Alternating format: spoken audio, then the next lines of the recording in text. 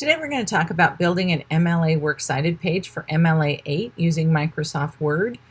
I'm actually right now using a Mac, so my commands will be slightly different than what you will find on a Windows PC. But I often give you an example of where to look or how it would look in the Microsoft version. So we're going to look at building citations because it's one of the things that costs students points for MLA, and incorrectly citing can lead to problems of inadvertent plagiarism, so I'm going to give you several examples of what to do. As you can see, I've already put in the header, I've already put in the name block, and then I'm going to format what the paper would look like, and we'll get to the Works Cited page. So the name block is properly formatted, but the title should be centered. So in the Home tab, there's this grouping right here. It's called the paragraph grouping, and you'll notice these have the different justifications for format. And so we want the title, just the title, to be centered. So with my cursor in the line with the phrase title, you can click center here. Microsoft usually has 3 different ways of doing something. So if you know a better way to build a correct centered title, please go ahead and do that.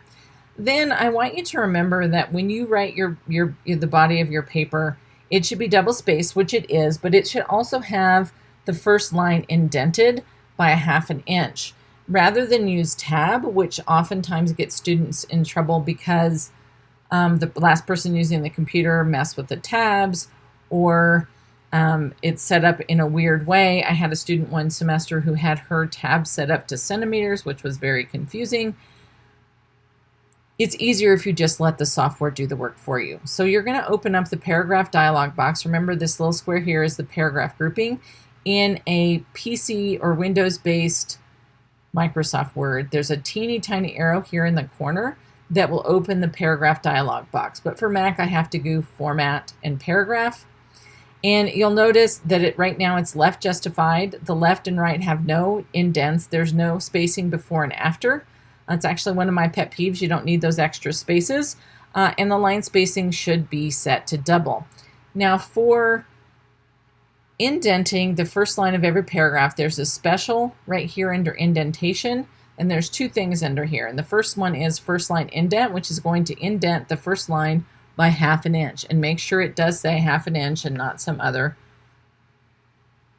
format such as centimeters, or it's not too large. And you're going to click OK, and you notice what happens here is that these then all become indented, and then the rest of the paragraph is normal.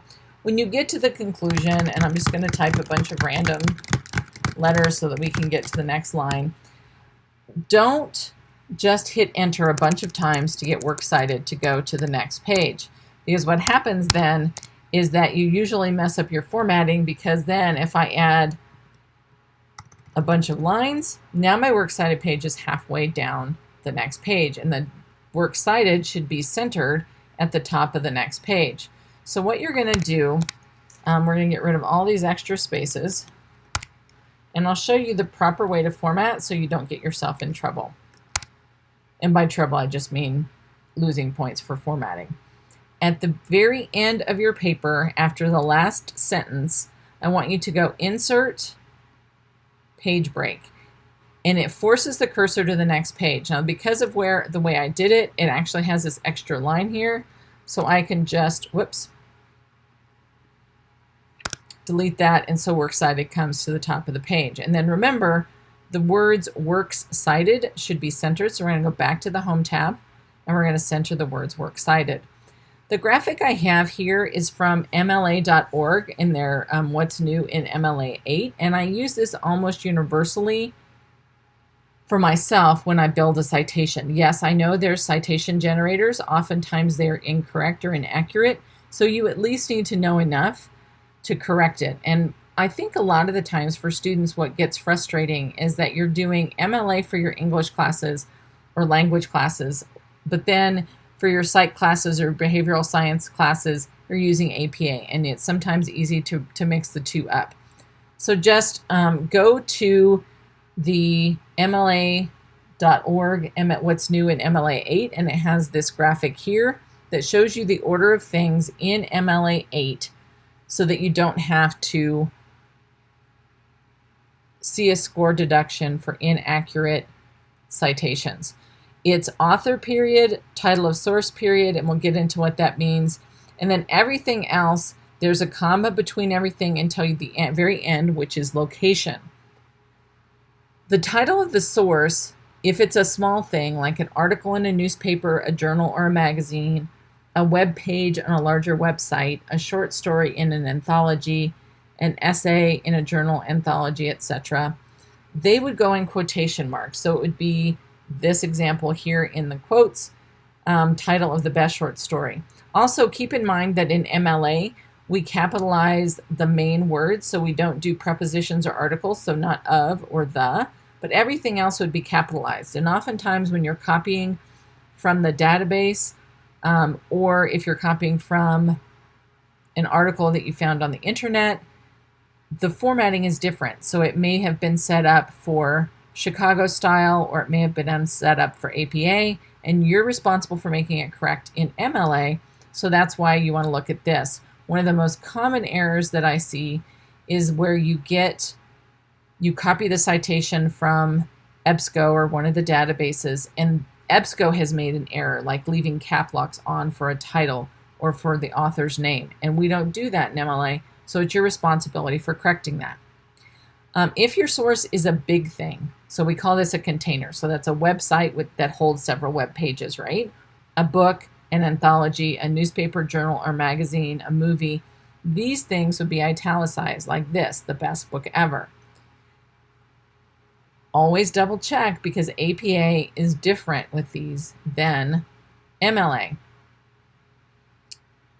Then before I show you how to build your own citation, there's different ways that MLA handles the author information. So if it's a single author, it's easy. Last name, comma, first name, period. If it's two or more authors, it's last name, comma, first name, comma, and, whoops, this is incorrect, first, last, period. If it's three or more authors, it's last name, comma, first name, comma, ETAL, period. How that looks in your in-text citations, one author is last space number, where number is the page number. If you don't have hard page numbers, that means if it doesn't have, like it's not in a book or a magazine or a journal that gives you a hard page number, check with your instructor how they want you to handle that. If it's two or more authors, it's last name and the number. Remember that you don't put anything in front of a page number for MLA 8, you just put the number in there. If it's multiple numbers, so it would be like if it's on page 12, it would look like that. If it's pages 12 to 13, it would look like that. And then if you have three or more authors, it's last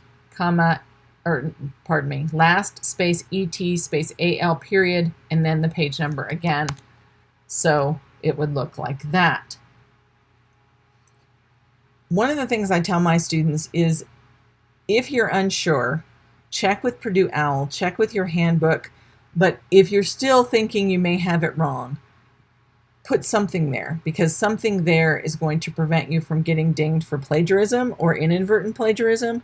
So always make sure that if you're using a quote, if you are using a paraphrase, or if you're using data and statistics from another source, that you always have some sort of citation to protect yourself. Yes, you might get docked for having it incorrect, but incorrect is better than plagiarism. Okay, so we're going to practice here. We're going to go back to this graphic that I showed you that you can download from the MLA.org website. We talked about how to do the sourcing. Now, sometimes you're not going to have all of these things, like a version or a number. You'd only have those for most of the time. A journal or a magazine, it might be expressed as volume and number. The publisher tends to be when it's a book publisher. So if you don't have one of these things, you skip it and you just go to the next item on the list. And then in this first part where it says title of source, if your source is self-contained, so it's a book rather than an article, then you don't need the title of the container, because the book title and the container title are the same. You don't always have other contributors. When we cite movies, we sometimes have other contributors, like you start the citation with the director, but then in other contributors, you might say performances by and list the actors that were involved. Anything that you don't have, you skip. So if you don't have an author, and in my class particularly for research papers, you cannot use a source that doesn't have an author. But if you have a source that doesn't have an author, and it's okay for with your instructor that you use it, you would just skip, and the citation would start with the title of the source, which is probably an article name or a web page title, and those are going to be in quotation marks. And then your works cited page is alphabetized by author last name. So if you don't have an author, then it's sorted by the first letter of the title of the source. So we're going to practice this. There's 2 authors here. It's Susan Folk and MC Kate Esposito are the authors. And you'll notice that I have it set up for the proper formatting for a 2-person source. If it was just one source, it would look like that. 2 sources, it looks like that. And then 3 sources, like that. But this is what we have for now. This is an article in a journal, so this is the name of the article. Notice that it's properly capitalized. It has quotation marks around it, and the period goes inside the quotation marks. The magazine or journal title is Leadership. It's volume 46, number 1. So instead of version and number, it's volume and number. The date is September 2016. If it had a number in front of it, like 20 September 2016, it would look like that. In this case, you might have, for the location, a page number or a hyperlink. Sometimes you have multiple page numbers. So if it was multiple page numbers, you might say pages 30 to 36. And then a comma, and then so with location in MLA 8, you can use page numbers if it's in a book or journal that has hard page numbers. If it's an online source, you could use a hyperlink, or you can use a DOI number. So a DOI number is an indexing number used by databases like EBSCO, and it would look like that. But for this particular article, we have a hyperlink. I typically prefer my students to leave their hyperlinks live because I have to verify all of their sourcing, but as long as it's there, I can easily copy and paste the hyperlink. So check with your instructor. Technically, the way MLA works, it should not be live. It should be all black ink as you see here, but check with your instructor for what they prefer. Now let's format it. So we have the authors properly formatted. Then we have the title of the source, which is an article, so it's in quotation marks. Then we have the journal name, which is italicized because that's the bigger container. We don't have other contributors, but we do have volume and number. Then we have the publication date because there's no publisher. There was no other contributors. And finally, we have the location, which in this case is a hyperlink. Check with your instructor how you want them to format. Notice it's already a hanging indent, and I will show you how to do that. I prefer that my students allow the software to break the hyperlink or the link where the software wants to, so it just automatically does it. Some teachers will prefer that you force it onto this. So check with your instructor how they want it. So that's how you would use this right here to create your citation. There's a Noodle Tools is a website that you can use that gives you sort of a worksheet that follows the same pattern. For me, the graphic works just as easily, and I can always go to mla.org and download this particular graphic.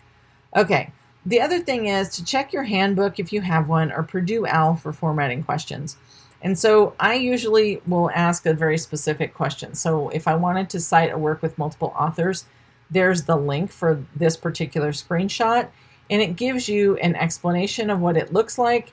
It shows you what an in-text citation looks like, and then it shows you the works cited entry. And so I copied over that works cited entry to act as a template for myself. And so I would be doing the exact same thing with this source, is I would copy it. So I've got the title, 2 authors right here, and then notice they have the title of the article with the period inside the quotation marks is next, and then it is the journal name, comma, volume and number, commas between, the date, And see, notice on the sample, it's fall 2009, which happens sometimes on academic journals.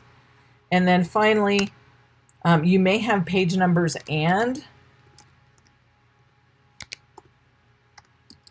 a hyperlink, and that would happen if you have used EBSCO or one of the databases and it's page numbers in the journal, but then you have the hyperlink for how to find that journal for your instructor. And so both of those ways are effective ways. You can either use this example from Purdue OWL, or you can use the graphic from MLA.org to build your citations. The biggest thing is to remember what makes the difference between using quotation marks and italics, and then knowing the difference between single author, two authors, or three or more authors. And the reason they do this for three or more authors is that many of the articles, especially as you get to more complex research projects, have 20 or 30 pages, or not, well, they do have that many pages probably, but they can have that many authors that have been involved in the research project. Only the first person listed, so it's not an alphabetical listing. The first person listed is usually the senior person on the research project, and they're the name that you would use both in the works cited page and in the in-text citation. All right, so that's it for building your citations. If you have any questions, feel free to ask in the comments.